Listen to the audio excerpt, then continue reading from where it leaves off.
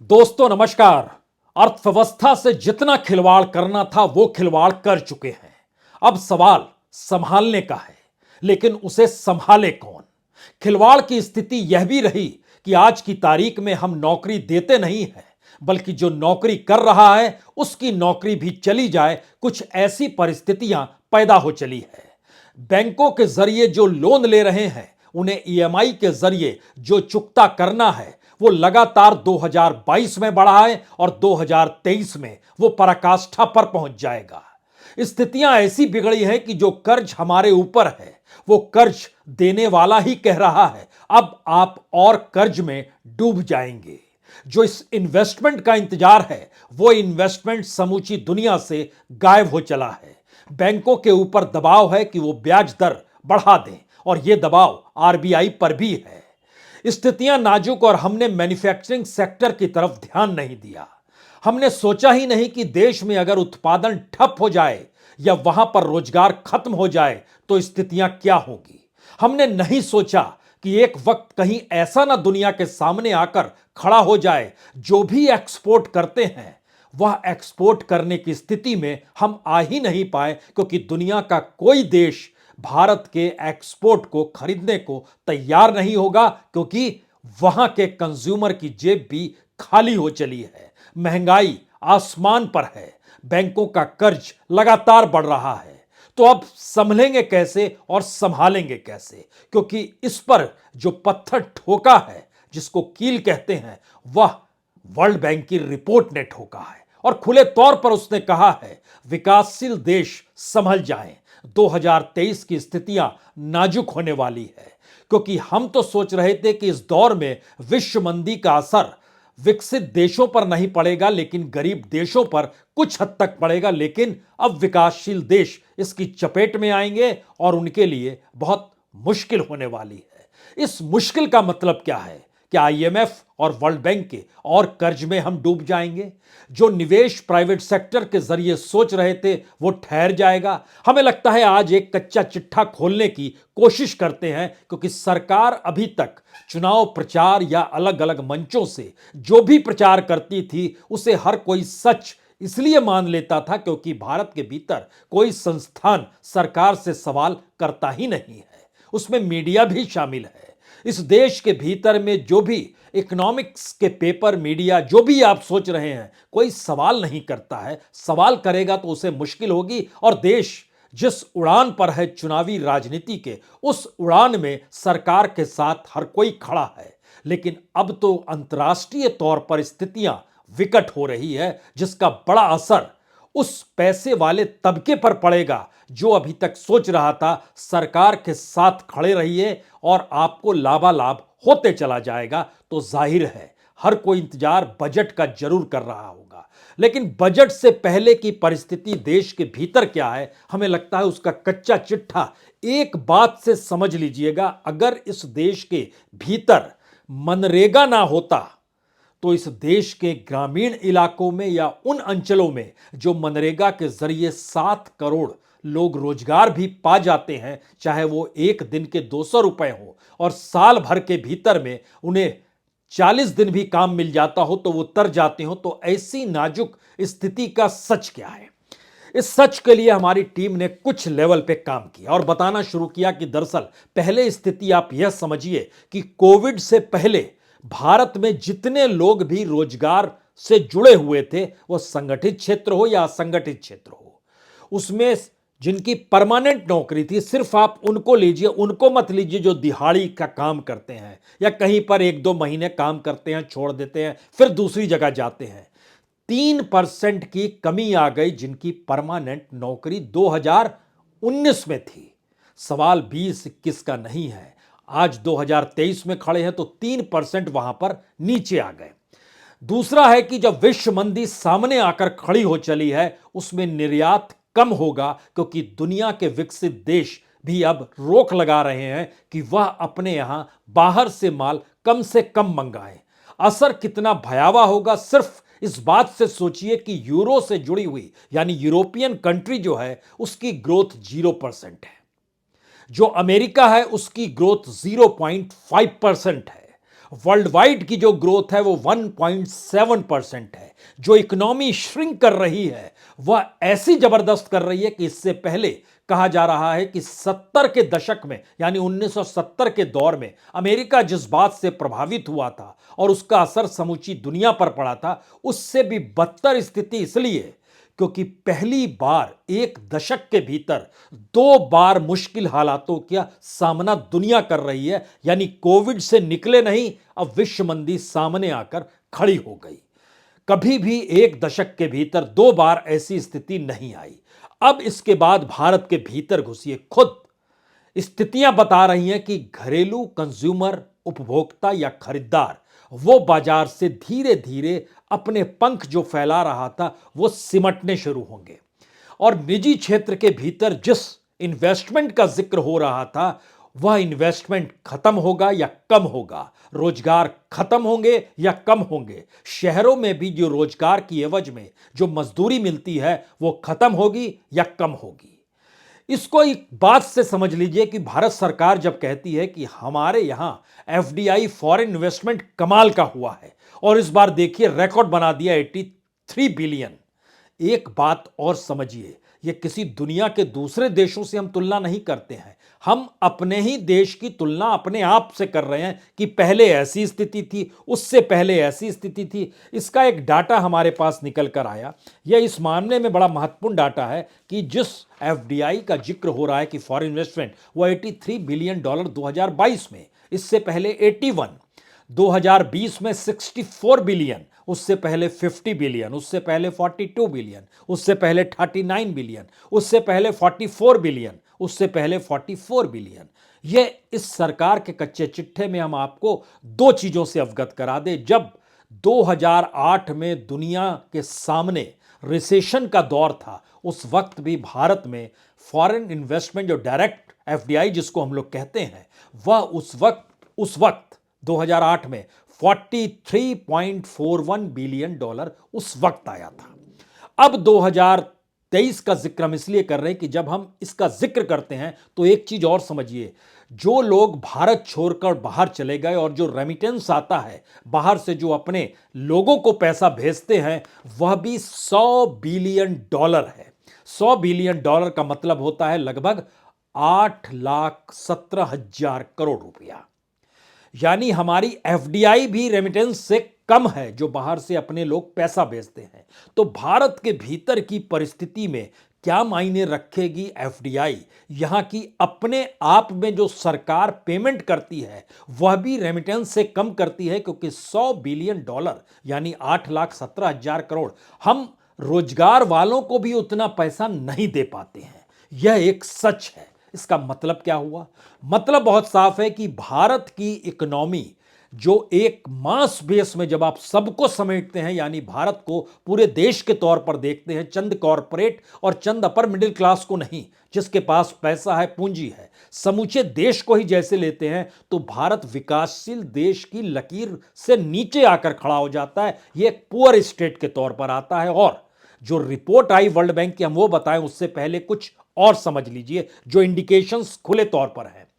यानी कॉरपोरेट के भीतर में किस रूप में इन्वेस्टमेंट होगा नहीं जानते हैं, लेकिन सरकार के सामने मुश्किल यह है कि जब बजट सामने है तो वह मिडिल क्लास से टैक्स कम नहीं कर सकती है, जीएसटी कम नहीं कर सकती है, कॉरपोरेट पर टैक्स का बोझ नहीं बढ़ा सकती है, क्योंकि इकोनॉमी का मापदंड उसी से चलेगा। गरीबों की सब्सिडी कम नहीं कर सकती है, क्योंकि वोट बैंक वहीं पर सिमटा हुआ है। तो मिडिल क्लास पर टैक्स की रियायत नहीं, कॉरपोरेट के ऊपर टैक्स का बोझ नहीं, गरीबों के ऊपर से सब्सिडी कम नहीं, और इकोनॉमी डामाडोल, जिसमें इंडिकेशंस बहुत साफ हैं कि आप और कर्ज में डूबेंगे, इन्वेस्टमेंट और कम होगा, जो दुनिया के मानचित्र पर अलग अलग देशों के जरिए है।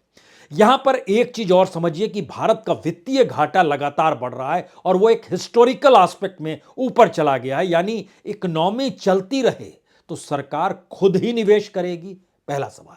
दूसरा सवाल, जो सरकार ने 3 एस्पेक्ट लिए थे, डिसइन्वेस्टमेंट के, मोनेटाइजेशन के और प्राइवेटाइजेशन के, सरकार अपने ही पीएसयूज के जरिए, अपने ही दूसरे पीएसयू के मार्फत उसकी खरीद फरोख्त, शेयर बाजार उधर, क्योंकि इकोनॉमी चलती रहे, किसी भी इकोनॉमी रुक गई तो स्थितियां नाजुक हो जाएंगी। ये नाजुक स्थिति क्या और हमने क्यों मनरेगा का जिक्र आज आपसे जानबूझ के किया है, उसके हालात के जरिए इस देश की असल तस्वीर आपकी आंखों के सामने भयावह तरीके से रेंग सकती है। लेकिन अंतर्राष्ट्रीय और राष्ट्रीय तौर के बीच में खड़ी हुई इकोनॉमी को इस रूप में समझिए, प्रचार के तौर पर आप जो कहना है कह दीजिए, प्रवासियों के बीच जो भाषण देना है दे दीजिए, लेकिन स्थिति यह है कि भारत इस दौर में व्यापार को लेकर चीन, रशिया, ईरान, यूक्रेन इन 4 देशों पर निर्भर हो गया है।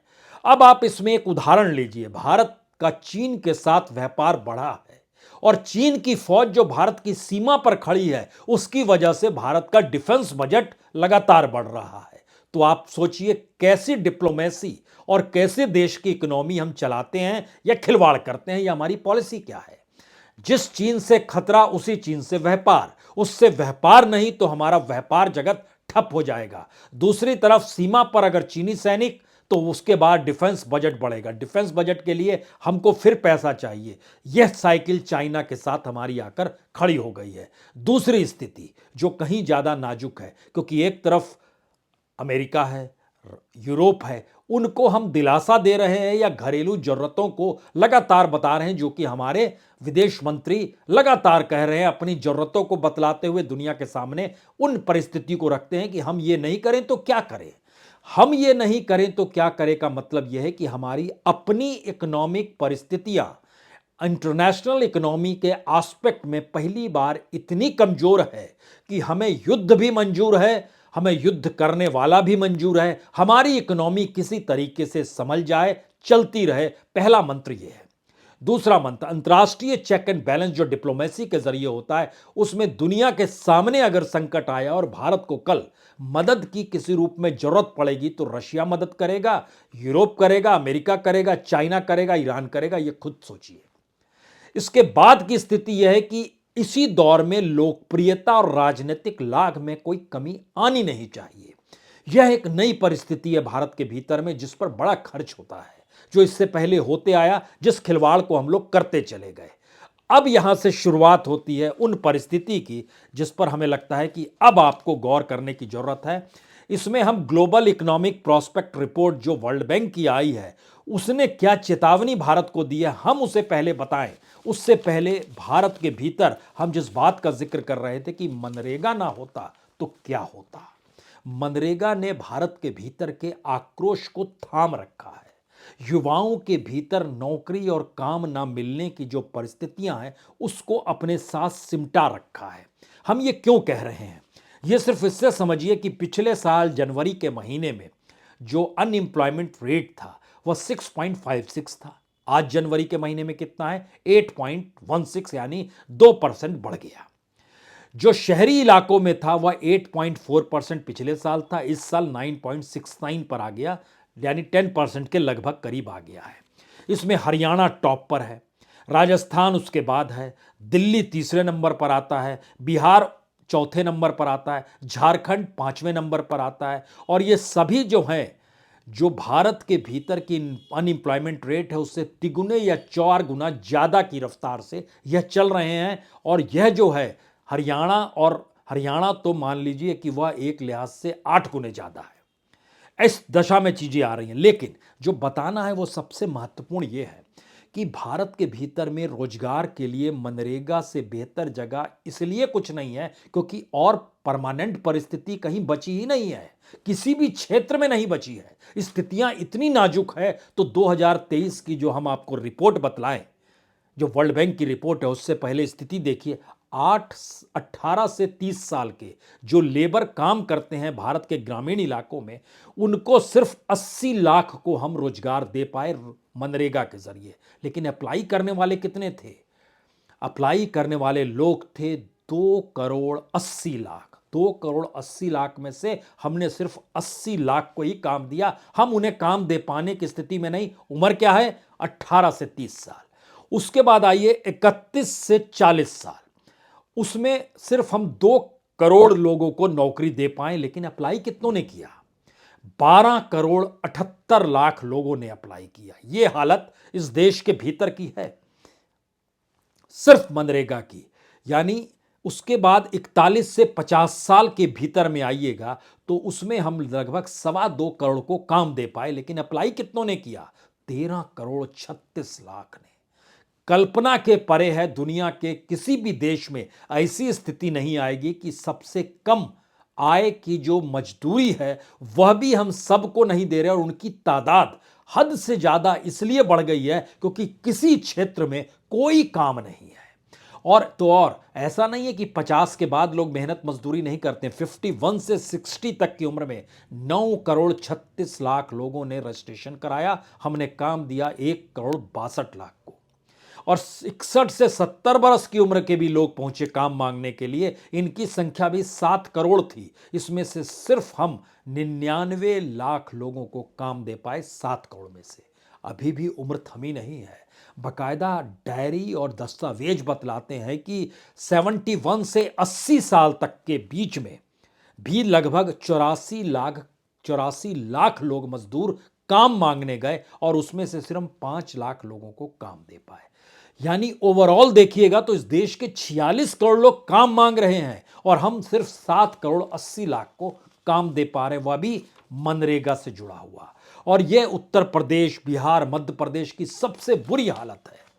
उसकी स्थिति को जरा सा बताएं राजनीतिक तौर पर, क्योंकि हम जब जिक्र आपसे कर रहे हैं कि चुनाव प्रचार से काम क्यों नहीं चलेगा, तो उत्तर प्रदेश की 80 सीट, बिहार की 40 सीट, 120 सीट ये हो गई, मध्य प्रदेश की 29 सीट।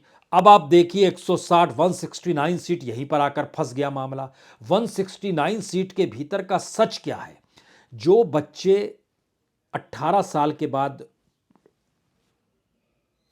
वोट देने की स्थिति में है, उत्तर प्रदेश के भीतर में उनकी तादाद जो है वह तकरीबन इस दौर में 2.25 करोड़ है। उत्तर प्रदेश में सिर्फ काम कितनों को दे पा रहे हैं? 50 लाख। बिहार के भीतर में इनकी संख्या जो है वह तकरीबन 2 करोड़ 33 लाख है। काम कितनों को दे पा रहे हैं? सिर्फ 32 लाख। जो मध्य प्रदेश के भीतर में है, इसी हालात में और इसी रेशियो में इतनी बड़ी तादाद में लोगों की मौजूदगी और काम कितनों को दे पा रहे हैं, तो फ्रस्ट्रेशन और गुस्सा किसको लेकर होगा? सरकार को लेकर होगा। सरकार अगर प्रचार और चुनाव प्रचार के जरिए चीजों को थामना चाहेगी तो कैसे थाम जाएगी? इन परिस्थिति के बीच में झटके में global economic prospect report world bank की आ गई, जिसका कहना है एक ही दशक में 2 बार मंदी स्थिति कभी नहीं आई, ये पहली बार आ गई है। और विश्व बैंक चेतावनी दे रहा है कि जो मंदी है यह तेज होगी, यानी शार्प होगी, यह लंबे समय तक चलने वाली होगी, और विकासशील देशों पर सबसे बुरा असर पड़ने वाला है, क्योंकि इससे पहले जो रूस और यूक्रेन का युद्ध था उसमें उच्च मुद्रास्फीति थी, उच्च ब्याज दर की दिशा में हम आ गए, कम निवेश और उस पर आने वाला व्यवधान था। अब उसमें यह नया एस्पेक्ट आकर जुड़ गया है, जो बेहद खतरनाक परिस्थिति में विकासशील देशों को लाकर खड़ा करेगा। और नाजुक आर्थिक परिस्थितियों को देखते हुए कोई भी नया प्रतिकूल परिस्थिति रूस यूक्रेन के बाद उभरता तो यह डेवलपमेंट और जीडीपी को डगमगा सकता है, और महंगाई जो आप सोच रहे हैं उससे भी ज्यादा होगी। ब्याज दर जो आप सोच रहे हैं, यानी ईएमआई जिन्होंने ली हुई है उनको भरने की मुश्किल और कितनी होगी, वो इंडिकेट सिर्फ कर रहा है, और मुश्किल होगी। यानी कोविड महामारी के संकट के बुरे हालात के बाद स्थिति इतनी भयावह है कि जियोपॉलिटिकल टेंशन, जिसको भू राजनीतिक तनाव कहते हैं, वह भी अलग अलग तरीके से पनपना शुरू हो जाएगा, और ग्लोबल इकोनॉमी सिकुड़ेगी। उसका डेवलपमेंट 1.7% रहेगा, और यह नहीं है कि 2023 में चीजें सिमट जाएंगी, ये 2024 में भी 3% तक नहीं पहुंच पाएगा, उससे भी कम ही रहेगा। यानी यह विश्व मंदी और आगे ले जाएगी भारत जैसे विकासशील देशों पर। सीधे वो कह रहा है, देखिए 2 चीजें तो होने वाली है, कर्ज में आप डूबेंगे, कमजोर निवेश का सामना करना पड़ेगा, और दुनिया के बाजार में आपका एक्सपोर्ट कम होगा। अगर आप निर्यात पर हैं तो आपकी अपनी करेंसी जो जमा है, जिसको आपने सरकारी खजाने में जमा रख रखा है, उस पे भी आहट आने वाली है। तो आखिर के कई सवाल आपको हॉन्ट कर रहे होंगे कि दरअसल इसका मतलब अब क्या माना जाए। पहला मतलब तो यह है कि बजट हमारे सामने होगा, सरकार लोकप्रिय अंदाज में बजट पेश करेगी, कोई डाटा नहीं देगी, डेवलपमेंट की तारीख जो वो बता रही हम विकसित हो जाएंगे, कुछ ऐसी ही चकाचौंध वो परोसने वाली है। दूसरी बात, जो सब्सिडी है उसको घटाने की स्थिति में नहीं है। लोकप्रिय अंदाज में हो सकता है कि कुछ और सब्सिडी वह शिफ्ट कर दे, तो इसका बोझ कहां पर पड़ेगा? मिडिल क्लास पर, लोअर मिडिल क्लास पर, नौकरी पेशा लोगों पर पड़ेगा। क्या कॉरपोरेट से कुछ पैसा निकालेगी? नहीं निकालेगी, क्योंकि इकोनॉमी संभालने के लिए सरकार के पास दूसरा कोई एस्पेक्ट ही नहीं है। उसे समझ नहीं आ रहा है कि अपनी इकोनॉमी की साइकिल को बिना कॉरपोरेट के सहयोग के कैसे चलाएं, तो यह धंधा अपने तौर पर चलता रहेगा। और तीसरी स्थिति, जो गरीबों की सब्सिडी, रियायत टैक्स की नहीं, दूसरी तरफ कॉरपोरेट पर कोई बोझ नहीं, चौथी तरफ की परिस्थिति यह है कि अंतर्राष्ट्रीय तौर पर आईएमएफ और वर्ल्ड बैंक की रिपोर्ट जब खुले तौर पर कह रही है कि आप कर्ज में डूबेंगे, तो मतलब बहुत साफ है कि वह भी कर्ज देने को तैयार है। और कर्ज की परेशानी आने वाले वक्त में कितनी कैसे गहराएगी, जब आपका अपना एक्सपोर्ट नहीं होगा और आप इंपोर्ट पे निर्भर हो चले होंगे, तो आपका सरकारी खजाना खाली और डॉलर के मुकाबले रुपया और कमजोर। इन परिस्थिति का आखिरी मंत्र यह कहता है कि ऐसा नहीं था कि सरकार को पता नहीं था। सरकार को पता था, लेकिन खिलवाड़ राजनीतिक लाभ और राजनीतिक पॉइंट्स को पाने के लिए जिस तर्ज पे किया गया, उसने इस देश के भीतर के उस पूरे प्रोडक्टिव एस्पेक्ट को, जिसको हम मैन्युफैक्चरिंग सेक्टर कहें या रियल एस्टेट कहें या वो हर सेक्टर जो कहीं ना कहीं कुछ चीज़ों को देता है, वह चीज़ें इस देश के भीतर में बंद हो गई। तो मेक इन इंडिया का नारा चला नहीं, स्वावलंबन जिसको आत्मनिर्भरता कहते हैं, वह भी परिस्थिति कहीं गायब हो गई। तो सरकार के पास एक ही उपाय है, वो उपाय है कि एक इस अंदाज में अपनी अर्थव्यवस्था को रखिए जिसमें माथे पर शिकन ना आए, चेहरे पर मुस्कुराहट रहे और नारों के साथ इस बात की गूंज रहे कि हमने देखिए इस देश को इस दौर में सबसे बेहतरीन तरीके से चलाया है। दुनिया की इकोनॉमी डामाडोल, लेकिन हम देखिए कितने खुश हैं। यह नारा आपको आने वाले वक्त में हो सकता है चुनावी रैलियों में सुनाई दे, और इस देश के प्रधानमंत्री द्वारा राष्ट्र के नाम संदेश में भी कुछ ऐसी बातें आपको सुनाई देगी। लेकिन जिस हकीकत से रूबरू आप हो रहे होंगे, सोचिए जरूर, डूबेंगे तो नहीं। स्थितियों में पैसा कहां बचाएंगे, कैसे बचाएंगे, नौकरी कैसे बचेगी, और जो पैसा बैंक में है और जो लोन लिया गया है, कहीं रुपया जमा भी और कमजोर और कम तो नहीं होगा, और ईएमआई बढ़नी शुरू होगी तो चुकाएंगे कैसे? सारे सवाल हैं, लेकिन गंभीर हैं। बहुत बहुत शुक्रिया, बहुत बहुत शुक्रिया।